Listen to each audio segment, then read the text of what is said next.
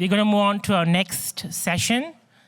And this session is about knowing your impact as an instructional leader.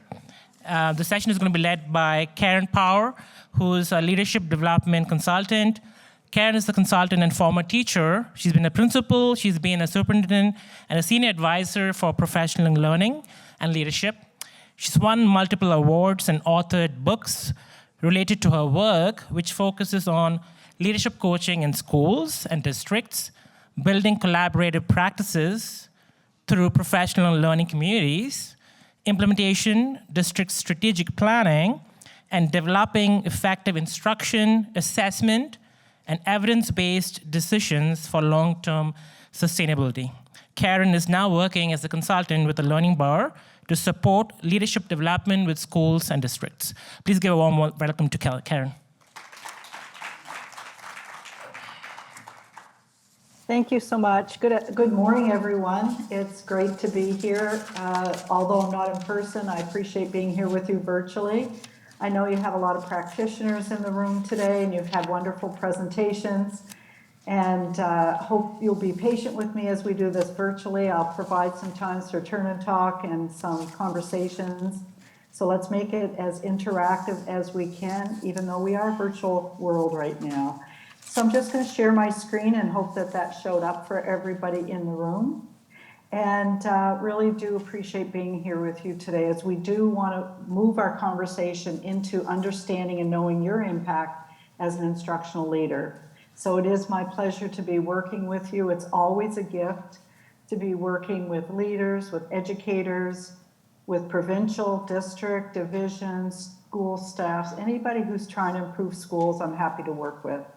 And so my journey, thanks for that great introduction, and my journey has been through mostly New Brunswick in terms of my education career. So I was a principal, teacher, vice principal, and principal, and then superintendent in School District 2 in Moncton. So I spent my whole career there before becoming a leadership coach and consultant in 2010. And since then, I've been pretty much on the road, although virtual work has become pretty common since COVID started, obviously. And it's been my pleasure to work with the Learning Bar, especially developing a leadership academy, which we have quite a few Alberta principals and leaders part of, as well as working in Manitoba and Saskatchewan, doing some work with schools that are really on the move to improve and focusing on confident learners. So I do a lot of leadership coaching in both countries, and again, it's really a pleasure to work with the Learning Bar and be here today with you. So there's lots that we've learned. You know, I started teaching in 1980, and sometimes when I say that, there's lots of people in the room now, especially when I'm with teachers who were not born in 1980. And besides making you feel a little bit seasoned, it also helps you think about all your expertise and experience. And it doesn't really matter where I work or what schools I'm at or districts I'm in. We can get caught up in this, you know, is this the right way or the wrong way of doing something, or is it about a good or bad decision? And for me, and I think for everybody, I'm probably speaking to the choir there today, but it's really about getting better for our students. So all the work we do around becoming better leaders, and certainly instructional leaders, is to improve that why. And our why has to be that we're building capacity around high levels of learning for all students. And so it's expecting students to be able to work at grade level, expecting students to be able to meet SMART goals, expecting us as adults to understand what that looks like. And really, you know, the progress monitoring, understanding how our data tells a story, and making sure that data is attached to student by student work. So when I think about everything I've learned, it's either sad or really great, but it sort of boils down to this slide for me, and the next slide as well, that you know, we have to understand the value, and these are the things we're going to talk about this morning. We have to understand the value of that intentional focused time. What do we spend our time doing? And how do we get that time truly focused on instructional leadership? I think of all the experiences I've had, this is the hardest one to maintain. So it's really hard for principals and system leaders, any educational leader, to maintain the intended focus on instructional leadership. And that's a true challenge. It's not an excuse, it's a true challenge. And so today we're going to talk about some of the important reasons we need to do that, the value, but also some strategies that you can think about in helping others or helping yourself shift from a focus on management, which we can slide into pretty quickly, to get back to that focus on instructional leadership, which we truly want it to be. And then how do you create more opportunities to use your evidence to truly inform next steps? I understand you've had some sessions already this morning to kind of lead into that, and I'm guessing there will be more this afternoon as well, because without that evidence-based thinking, it's very difficult to lead change. And so we always have to embrace that piece of our leadership journey and understand what it looks like. So Robert Eaker, I don't know if you go back as far as I do, but I remember when the effective schools research was really informing our practices, and I remember Larry Lizotte, and I remember going to sessions that he led, and Dr. Eaker was part of that movement. And one of the things this is a book he penned just a couple of years ago. It's sort of like a memoir, but it's got tons of great just snippets about leadership and about what we truly do effectively when we lead change. And so one of the things he says is that, to get those significant positive gains, so to truly change practice, we can do that if leaders do the right things. And then he goes on to say, for the right reasons, in the right ways. And so doing the right things, I know, is the intention with almost every single person I work with all the time, but it's getting there and staying there. And so being able to maintain your focus on the right things and being able to truly understand why you're doing them, what the right reasons are, and then understanding the best practices or most effective ways is part of what Dr. Eaker's talking about. And so there are some great school improvement stories and significant positive gains that we continue to see in our work. And we know that that's because leaders are taking the time to figure out what is the right work and really focusing there. And so when you think about instructional leadership, we're really trying to change and move a mindset, I guess, to being about success.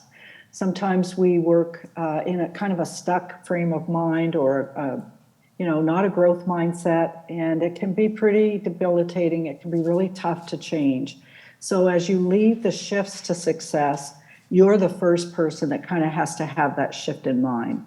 And so knowing what's happening in your systems, your schools, your classrooms is really step one. And so when we do leadership coaching, and we spend a lot of time in Confident Learners talking to leaders about getting clear about what they expect to see in classrooms and understanding what good instruction looks like, which leads to that second bullet there, that if you're going to be leading a shift to school success, that you need to understand effective classroom instruction.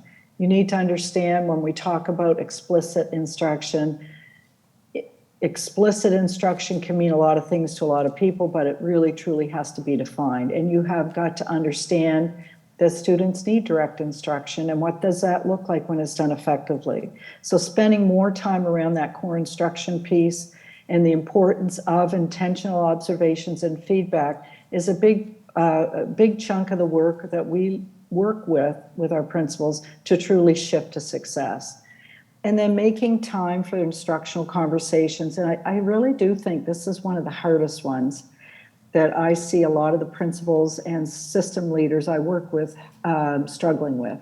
They can find and carve out time for classroom observations, but a lot of the time getting follow-up conversations or creating that time to have instructional conversations or sitting with our collaborative team when they're having an instructional conversation, those pieces become a little bit more challenging. So we really want you to think about all three while we're talking this morning about knowing what's happening, understanding what that effective instruction looks like, and really trying to create more conversations around instruction.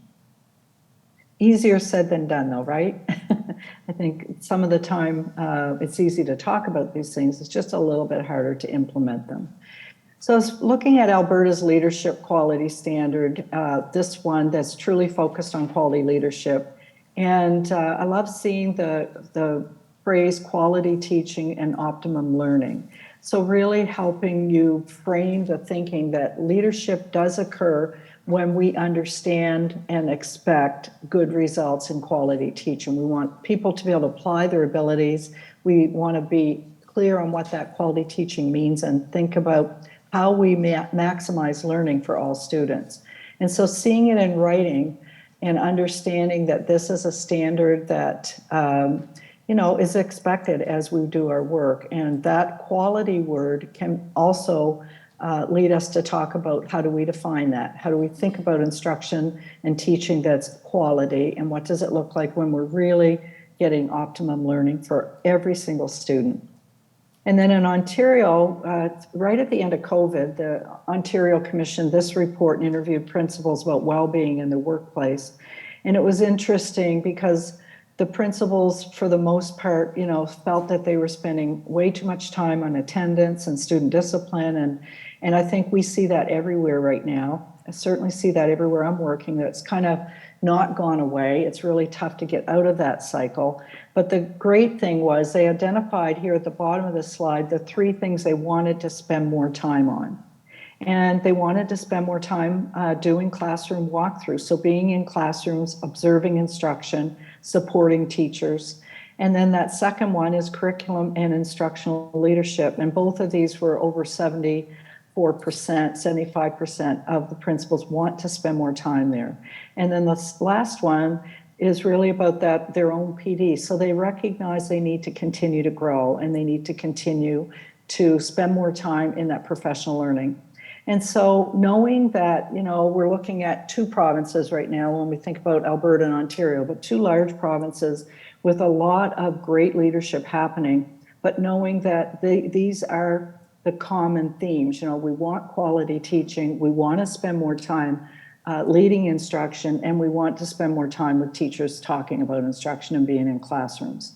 So I'm going to give you a couple minutes right now to talk to a neighbor, someone at your table, everybody at your table, however you want to do it. What does instructional leadership mean to you when you see that phrase? So when you see the term instructional leadership, what does kind of jump out at you when you think about what that looks like and sounds like?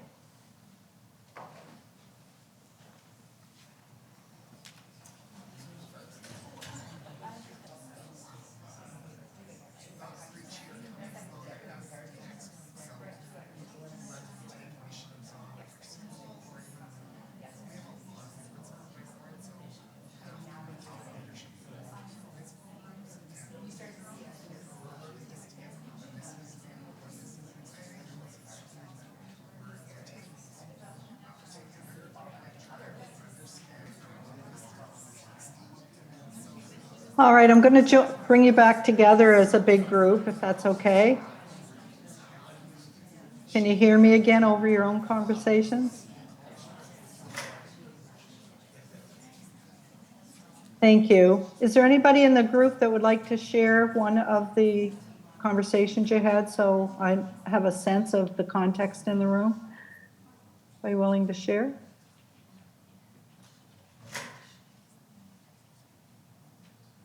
One volunteer? I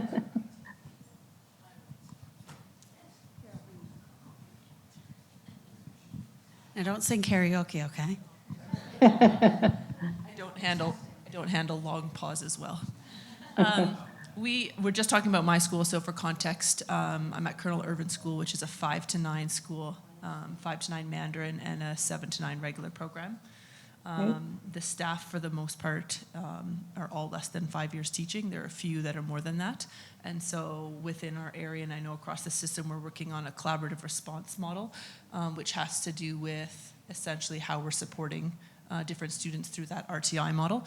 And our particular focus has been looking at a staff as to what are we already doing within those tier 1 sort of baseline interventions, and then what can we continue to improve. And so the conversations are started off with like, what are you already doing? Let's keep this simple, right? And then sort of revisiting it every few months to say, okay, so what next? What can we commit to, right? In terms of, I think you mentioned earlier, small steps, right? Little improvement constantly, and just sort of keeping those conversations at the forefront.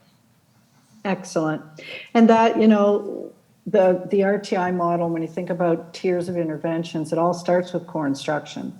And we have to pay attention there first. And so when I think of instructional leadership, lots of times when I'm either on site or virtually coaching, we kind of go back to what are we doing? Just as you said, what are those small steps or things we're doing okay or we're doing really well right now that are impacting instruction? And how do I continue to lead conversations? So one of the areas that I see leaders really excelling in and having great impact in is are the questions that you can ask. What guiding questions can you ask to help teachers think differently about their core instruction? Or what can you ask your leadership team so you all think differently about how core instruction's looking? And then how do we push in or pull out to build more intervention time for students within our instructional blocks? Or certainly if we've got the advantage of having any intervention time on top of that for more tiered support. So instructional leadership, hopefully all of your tables, it kind of rounded itself around, supporting, especially if you have new teachers. So if you got a lot of baby teachers, it takes a lot of support, not because they're not great teachers necessarily, but they don't have the experience. And so how do we continue to build that?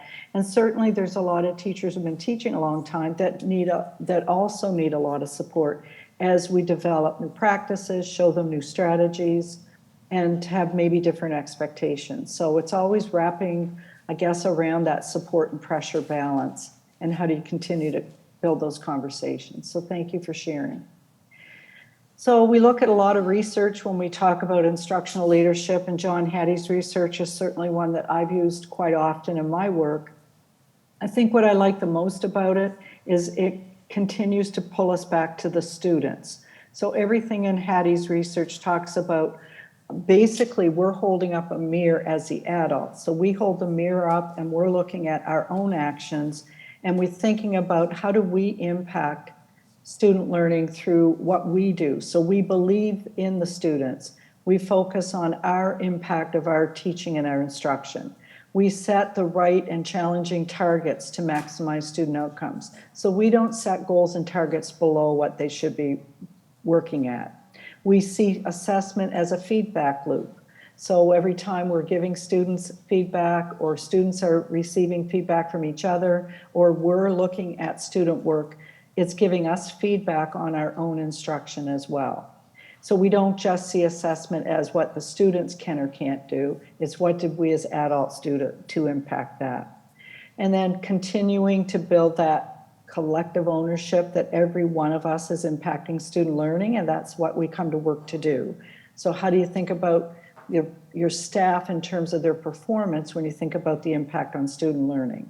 And then really truly building your listening skills, and we're going to talk a little bit more about that this morning as well. But how do we use data in a more quantitative way? How do we build relationships with students and teachers? How do we truly become really good listeners? And so we are developing relationships and leading from places of permission rather than leading because we are in a position to lead. And then we really truly want to be creating that learning environment in our buildings or our systems. So we're learning, from errors. People feel comfortable making mistakes. There's a, natural ability to have productive struggle. It's not seen as a problem. And so when I think about instructional leadership, I go back to these bullets quite often because I think they do ground us in some pretty important practices that we want to see develop. And for the most part, this is the other slide that I go back to a lot because I think about, certainly for my own two daughters, I never wanted them to take a miss on having good instruction, I'm going to say. So sometimes it's almost like a lottery. The child shows up at the school and is the child going to have a good experience? Are they going to have access to the right curriculum? It shouldn't be a lottery. We as leaders should be ensuring that students have equal access to curriculum, that they have equity around what kind of instruction they're going to have, that they're going to go in this teacher's classroom or that teacher's classroom, and they're going to receive the appropriate literacy lesson. So we as leaders have to own that. We want to design that, we want to support it, we want to develop it through our instructional leadership, not just hope that that's what happens in our buildings or our systems. So Jeannie Spiller and I co-authored Leading with Intention, and I'm just going to talk to you a little bit from chapter 1 right now, because it really is about this intentional focus. And I'm going to give you a few handout suggestions or some of the tools we built into this book, because they're tools you can use yourself to personally reflect, or you can use them back in your buildings or in your offices to work with others, to kind of reframe how you think about where you spend your time and what you're really focused on. And so in our coaching, lots of times we go back to chapter 1 over and over again with principals and district school leaders, provincial leaders, because getting very intentional about your work is kind of job 1, and then the rest will build from that. So we often go into the other chapters, but go back to chapter 1 quite often. And so we know from our coaching, and certainly I'm sure in the room from all of your leadership experiences, that the effective leaders that you've worked with and that you have an opportunity to be with are the ones who can stay focused on the right work. And we all know how distracting our lives are. I mean, we're all multitasking. There isn't a principal I work with that isn't multitasking every single day at everything they do. But the effective leaders are able to truly stay focused on the right work. Sometimes they need a lot of help with that. And so when we're coaching, that's where we coach in. We may be the people bringing them back to the conversations. You might be the system leaders bringing principals back. You might be the principals bringing teachers back. You could be the teacher leaders bringing all the other teachers back in a collaborative team. So someone, and sometimes we do need more support, to figure out how to stay focused on the right work and not let the distractors take over. And they can easily take over our day, and we all know it and certainly have experienced it. So 2 or 3 of the handouts that I'm happy to make sure you have access to from chapter 1. There's one template we go back to quite a bit, and basically very simple. You're just talking through some priorities. So you are either self-reflecting on 3 things you want to work on. It might be 3 things this month. It might be 3 things this year. It might be 3 things this week. But just taking that reflective time, either personally or with others, if it's part of a collaboration, and really just coming back to this priority thing often. The thinking around what is my intended work? Where should I be spending my time? And we ask you to answer the question, why are those 3 things the things you want to work on right now? And so again, those small chunks, and then really answering the question why helps us put it in perspective. Did we pull them out of a hat? Did we really think about them being our priorities and we know why they are? And when you do the why piece, what really should happen is it should lead down here to you having a bit of time to think about, am I the only one that knows this? So, we have lots of leaders that have great vision for their schools, great vision for their systems, but really have not shared that with anybody else. And so the bottom 2 questions are really about communicating. Is there shared understanding of these priorities? Do others know? If not, what can you do differently about that? So how are you communicating, modeling, kind of sticking with it so it becomes more evident and perhaps helps you be accountable to those priorities? And so when you think about it in terms of literacy or instructional leadership, for example, your priorities could all be about instruction. They may be, that you want to effectively increase your literacy instruction. You want to help others use assessments to better understand student literacy needs. Or you want to set a reading goal for a certain amount of time. So really thinking, wherever your priorities are going to be, really get good at writing them down and really helping others understand your purpose around them. And then the big one that we focus a lot of time on with instructional leadership is getting your time to make sense. And I'm not here to tell you any different. Time is a true struggle. It's a real struggle. And there isn't anybody I work with that ever has enough time to do the work they want to do. But I think one of the things that we can all come back to is, where are we spending our time, and how do we start to more intentionally align that time with our priorities? So if we're really wanting to be instructional leaders, are we spending more time on management issues than we are instruction, and what are we going to do about that? So thinking back to that Ontario slide, they know that they want to spend more time instructionally, but they're not getting there. So what could be some things? And sometimes it means someone else has to take things off your plate. Sometimes it means we have to really look at weeding the garden and, pulling out some things we're doing that are not priorities and are not helping students. So what do we stop doing so we can get that alignment correct around instruction? And so a couple other templates that you can have access to and may help you think that way is just doing a bit more self-assessing. So once you know what you want to prioritize, you actually spend some time using a rubric and scoring yourself. So you may say that you're going to spend more time looking at reading instruction. You spend a week and then you do this self-reflection and you notice that you've not done any different. And so really trying to be more personally accountable to the things you say you want to work on, and just finding some tools and strategies to do that. And these are all pretty simple templates, but they do help pull you back into the same kind of mindset. And then one other one we love to use that we use quite often, especially with school leaders, is this little strip. It's a very small piece of paper. There's 2 or 3 on the page when you get the PDF. And we just ask principals to say one thing they're going to work on that day. Like, what's one thing you truly want to do today? And they write it in the middle, and then we just ask them to log what really happens. And so one of the examples is, basically I'm going to go see a language arts class. I want to see small group instruction. I put that in the box, and someone comes in my office and asks if I have a minute to talk. So that's a distractor. And I think we all know this is what we control usually, or we don't control. And so depending on if that's an emergency, are you going to handle it right then? Are you going to need to? Or are you going to make a plan, with that teacher to spend some time with them later? So we choose sometimes what we do with this box, and that's where our distractors can take over. So getting in the practice of reviewing your priorities often so they're fresh in your mind. This is what I mean to do. This is where I want to spend my time.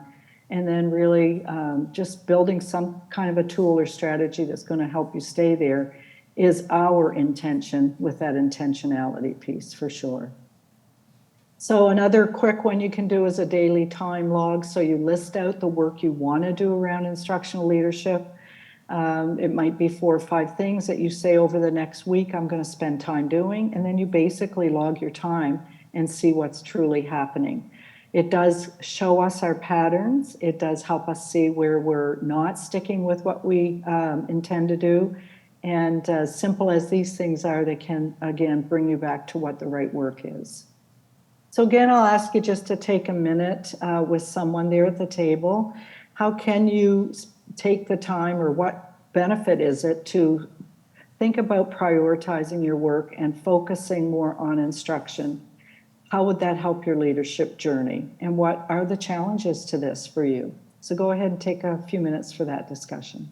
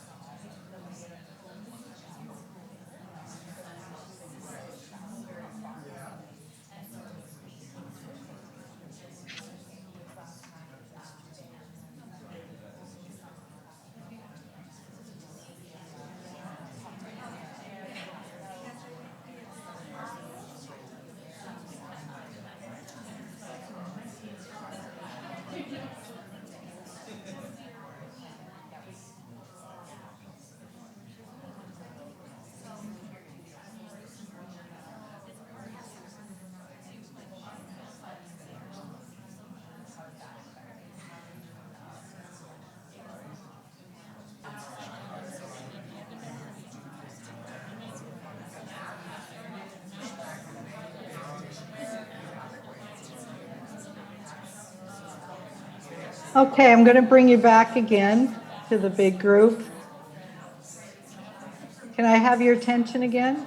Thank you. I know it's hard to cut conversations off, but want to make sure that we get to a couple more points. Sounds like great conversations in the room, though, for sure. Wishing I was there walking around listening to you all. Ready to start? All right, thank you. So one of the other pieces of research that we go back to quite a bit is Michael Fullan's, and when I think about reading Motion Leadership, probably the first time, I'm going to say around 2005 or so, these same 9 pieces of successful reform still show up everywhere we work. And so I highlighted the ones that kind of fit with what we're talking about. So trying to get really good at that intentionality around instructional leadership really is going to take you knowing what those small number of ambitious goals are. So small bites of work, a few priorities, really addressing that weeding of the garden, so you're not trying to do too much all at once. And then the 4 and 5 to me are the big ones. So collective capacity building with a focus on instruction. So everybody in your school, everybody in your system understands that we're trying to build human capital, really, around instruction. We want everybody to get better at core instruction. We want students to have all the right learning opportunities through instruction. Anything we do with interventions or extensions, we want to be bang on. So we're trying to build that collective piece, that it isn't, you go down the hall and there's one great teacher, but we're not working with the other teachers. We're truly building collective capacity around instruction. And then we're also building that individual piece. So the teachers who need more support or where we need to do more professional development. So we differentiate and we really support where we need to. So we're always, as leaders of instruction, looking to see what we can do different and how we can support. And then, of course, he also brings up the distractors, which we know we do have to be vigilant about. And so then it leads to having more intentional conversations about instruction and getting better at making that very intentional. So do we have intentional, direct, conversations or expectations around lesson planning? And if it's literacy, do we know what that well-structured literacy block is, and do we talk about it? Do we do pre-observation conversations? Do we do really good descriptors of what we're looking for? So there's no gray area. People know what quality instruction is and what quality teaching is, and we are helping everybody understand that. And then, I think the hardest part that I see when I'm doing coaching is getting time for the post-observation. So I see a lot of this work being done, but then when we get to giving feedback and having follow-up and really progress monitoring, I see a lot of times leaders kind of leave that piece out. They'll send an email, they'll leave a note in a mailbox, they'll send an electronic document, but it's not the same as having an instructional conversation. So increasing our time here is truly important as well. So really, it doesn't matter where we look. We just continue to see that successful schools and successful systems do know how to focus on instruction, and they're relentless about it, truly. And so we want to continue to build these actions and tight expectations. We truly want to build shared leadership, and we want to keep moving to the leadership side of our tasks and our daily work versus just managing our jobs. And I think the more you can get over here with your time log and your priorities, the easier it's going to be to feel confident that you're building that collective capacity and building teacher efficacy. So we see, lots of opportunities to help teachers feel more confident, and then to believe in their students, to know that they're delivering quality instruction, that their teaching is bang on, they're learning together, they're collaborating, and then when they do it as a collective group, they build that common understanding, they build collective ownership. And if you look at John Hattie's research and many other places too, that this is one of the highest effect sizes. So getting good collaboration and getting teachers to understand that we are owning this work together. We're going to make a difference for our students. It's not just up to one single teacher. is really, truly a big piece of that impact of instructional leadership. So you've seen tons of pieces around that intentional piece, and I just want to end this morning talking to you a little bit about evidence-based decision-making. I know you have a lot of presentations around data, but I wanted to kind of say to you today that that student-by-student, skill-by-skill piece in your leadership journey is truly instructional leadership.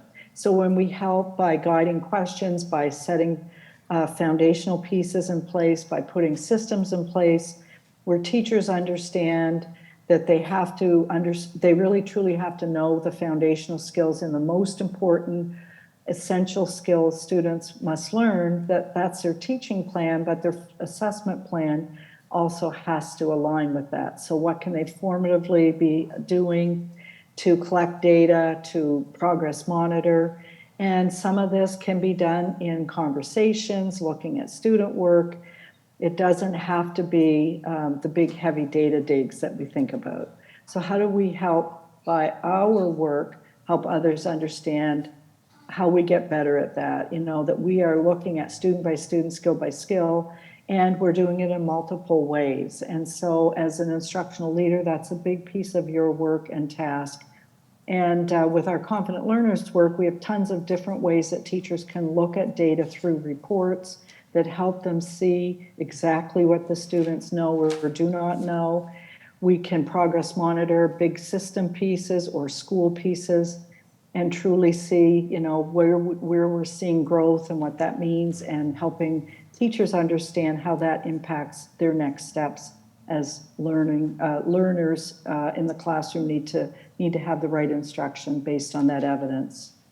So progress monitoring has to be built into everything you do as well as an instructional leader, but it doesn't have to all be that qualitative, as I said, big data digs. It can be very continuous progress monitoring through observations and conversations, and lots of time spent with teachers and students. And I think the more we get better at that, the faster we see our schools grow. I know there's been a lot of attention paid to street data, which is a different, the book itself is a different way of thinking about using data as a leader, but it really speaks to this, that we can be more free to think about conversations. How do we gather the story about the student from a different perspective rather than just hoping that at the end of the year the data is going to change? So how do we build all through the year ways that we can be in conversation, be in community, be sharing ideas, be talking with students, be looking at student work, helping teachers see that those are formative assessment pieces as well, that everything does tell that learning journey story, and we can build that from so many different places. So, I guess it boils down to this, right? That really, as an instructional leader, you really want to understand first. So understand what your instruction looks like, understand what your student learning journeys are, understand what you know and what you don't know as a leader, really getting better at just being vulnerable and saying, I need to learn more about this, or I need to think more about this, or talk to more people about pieces of that work. So the last thing I want to say, and I do think I'm out of time, is that all of this wraps itself around community. So when you think of not just using, data that is going to give you the bigger picture, I guess I'll say, of, where your system is, what can we do to build community all the way through? So how do we bring student learning to our communities? How do we have data conversations that are more about, tell me more about the student, show me what you know or don't know through an activity? How do we build more of that qualitative approach as well into our school improvement work as we are focused on instruction? So being better at community outreach is also part of instructional leadership, and helping take the learning out to your community. So we're building more understanding of why kids should come to school, why should students learn to read, how do we help parents, elders, and our community members really see the benefit again of instruction and school and help teachers understand the importance of having that outreach with families and community. So we have run out of time, so we're not going to turn and talk again. And, I think one of the things I've learned all through my work is that we got to continue to be clear with people. We have to help everybody understand, not be unclear. So don't assume everybody around you understands quality teaching. Never assume that you cannot have an impact on someone that you're working with. Someone you're sitting beside today, you can have an impact on them by sharing your knowledge and by listening. And all those pieces really help instructional leadership as we grow adults, and we certainly grow students. So thank you so much for your time, and appreciate being here with you today. I don't know if we have any question time. I'm thinking I'm running into your lunch perhaps. So Maybe a few. Thank you so much, Karen. That's so empowering. Thank you. We may have time for a couple of questions. Any questions, anyone? Like a lottery. No? Perfect. Okay, good. Thanks, Karen. all righty. Appreciate it. Thank you so much. Great.